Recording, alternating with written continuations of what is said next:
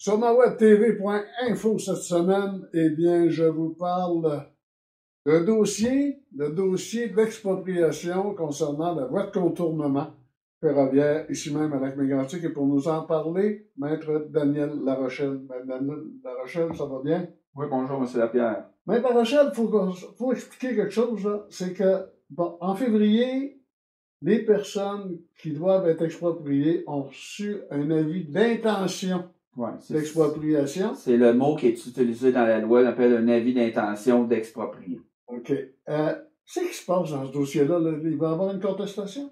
Bon. Ce que la loi prévoit, c'est que, là, on sait, il y a eu des négociations de gré à gré, donc on était en dehors du cadre légal. En partant, la démarche que le gouvernement s'est imposée lui-même, d'envoyer un avis d'intention. Tous les terrains, en passant, tous les terrains ont été expropriés, y compris Tafisa, y compris la ville. J'ai vérifié, là, y compris ceux qui avaient signé des ententes. Les seuls qui ne sont pas dans la liste, c'est le gouvernement du Québec, le ministère des Transports, qui possède certains terrains en bordure de la voie de contournement routière. Donc, ça, c'était la première chose. Là, ça a été publié au registre foncier. C'est là que j'ai trouvé mes informations. La loi, puis les gens qui l'ont reçu, le document le mentionne bien. Ça a été publié dans la Gazette officielle le 18 février 2023. Et la loi nous dit, on a 30 jours pour déposer une contestation, une opposition, en vertu de l'article 9. L'article 9 est très, très clair. Toute personne, alors c'est pas juste les expropriés, c'est toute personne qui a un intérêt peut déposer un avis d'opposition en vertu de l'article 9. Résumons bien, ça veut dire que même ceux qui n'ont pas eu d'avis d'expropriation, la personne qui reste à la rue Laval, qui n'est pas touchée par l'expropriation, peut faire une opposition. Oui, parce qu'elle a un intérêt. D'ailleurs, on a plusieurs motifs qu'on a mis dans notre lettre. Ça va être mis sur notre site Internet aujourd'hui ou demain. Donc, vous avez 12 motifs d'opposition qu'on a très bien expliqués. Il y a des motifs qui sont légaux. Tu sais, par exemple, nous, on veut savoir comment les négociations entre Canadien Pacifique ou CMQR puis Transport Canada, comment ça s'est effectué. Est-ce qu'il y a des montants d'indemnisation qui sont prévus? Autrement dit, est-ce que CP va devoir rembourser des montants ou non? Pourtant, la loi le prévoit. La loi, autrement dit, faire une histoire courte, on dirait que le dossier est parti à l'envers. C'est Transport Canada qui exproprie au nom d'une compagnie de chemin de fer, alors que ça devrait être le contraire. Maintenant, on parle d'opposition. Qu'est-ce qui arrive une fois que les gens ont fait opposition? Bon, donc, 30 jours, ça nous met au 17 mars. Donc, très important. 17 mars, on a un huissier qui est déjà engagé, qui va aller porter les formulaires. Là, présentement, on veut en avoir le plus possible. On en a déjà signé. Ça va être déposé à Montréal, à la personne concernée qu'on retrouve là, dans l'avis d'intention. Et ça, automatiquement, ça déclenche un processus légal. C'est pas un processus discrétionnaire, c'est prévu dans la loi. Là, il y a un enquêteur qui va être nommé. Un enquêteur indépendant. Probablement un ancien juge à la retraite, quelque chose comme ça. On l'ignore, on va faire des vérifications.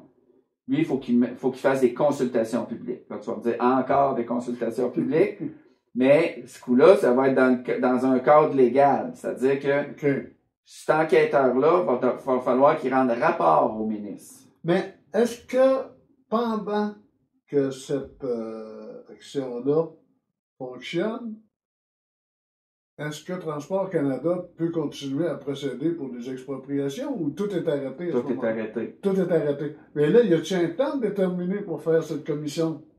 Ben, ça, c'est difficile à répondre. Il y a des délais qui sont prévus dans la loi. Donc, il y a un délai pour l'enquêteur de faire rapport. Sauf que c'est du cas par cas. Ici, là, en fonction du nombre de motifs, du nombre de personnes qui vont s'opposer. Il y a des choses aussi. Là, nous autres, premièrement, toute cette enquête publique-là, les frais juridiques sont remboursés. Les avocats qui sont au dossier, puis peut-être qu'on va en engager d'autres de l'extérieur, là, on va voir. ces frais-là, les frais raisonnables, évidemment, là, vont être remboursés lorsqu'il va y avoir les audiences publiques.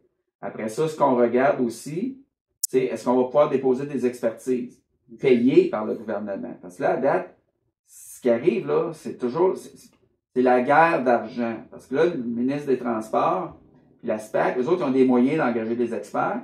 Les expropriés en ont pas. Là, on va avoir des moyens. Parce que la loi le prévoit. Donc, on va demander d'avoir des budgets.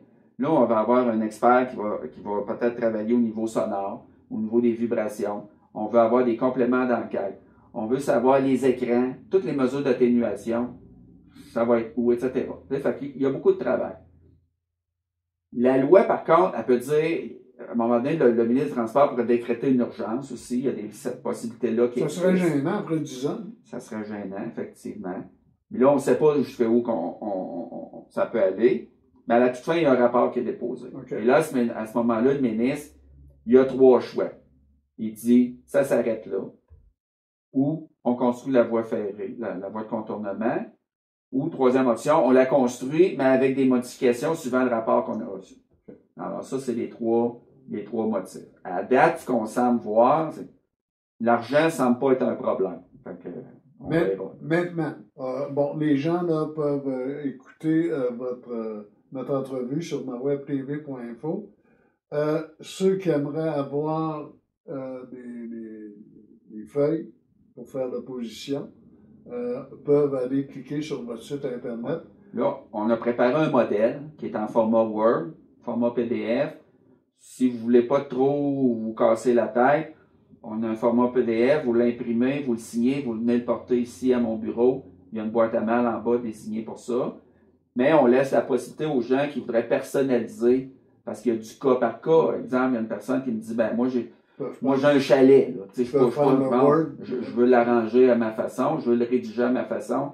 Libre à vous. Okay. L'important, c'est que tout ça soit arrivé. Avant le 17. Même 17, là, mettons le 15. Le 15 étant pas mal la date butoir. OK. On rappelle l'adresse ici, Mme Daniel Larochelle, de votre bureau. 4050, rue Laval, Lac-Mégantic. OK. Bureau 101. Bureau stationnement. Si vous allez sur mon site web, vous avez la carte. Okay. Pour les gens, des fois de l'extérieur, je leur dis en face du cimetière. Aussi, mon site web, daniel-larochelle.com. Vous avez tous les renseignements qui vont être disponibles sur mon site web. C'est facile. Daniel Larochelle, dans un seul mot.com. Parfait. Merci beaucoup. Au revoir.